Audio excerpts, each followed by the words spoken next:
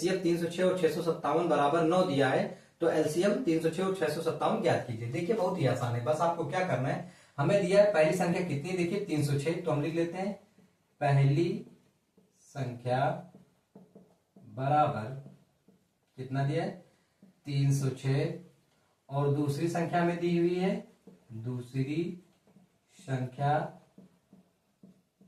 कितनी दी हुई 657 दी हुई, तो लिख लेंगे 657, और इसका एचसीएफ कितना दिया हुआ है, इसका एचसीएफ दिया हुआ है हमें 9, एचसीएफ दिया है 9 और हमें ज्ञात करना है एलसीएम।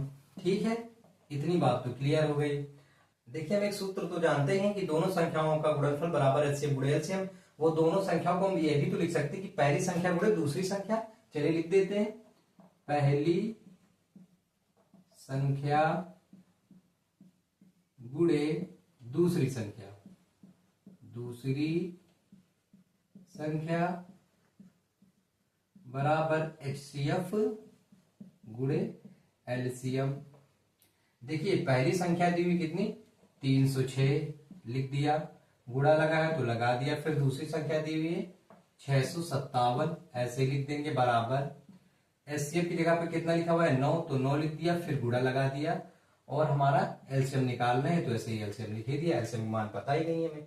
देखिए ये 9 गुणा में है, अगर हम इसे इस पार भेज देंगे तो भाग में हो जाएगा और हमारा एलसीएम का मान निकल आएगा। चलिए देखिए 306 गुणे 657 और बट्टे में 9, क्योंकि ये 9 गुणे में था, इस पार आया बराबर के तो भाग में हो गया, उधर बचा हमारा एलसीएम। चलिए काट देते हैं। चलिए देखिए 9 से काटते हैं इसे, 9 एकन्नम 9, 9 सत 63, बचे थे 2 जोड़ दिए इसके साथ तो बन गए 27, यानी 9 त्रिक 27। हमें कितना मिल गया है, हमारा एलसीएम बराबर आ चुका है 306 गुणे, इसमें बचे थे 73, तो 73 लिख दिया और गुणा करा देते हैं 306 गुणे 73।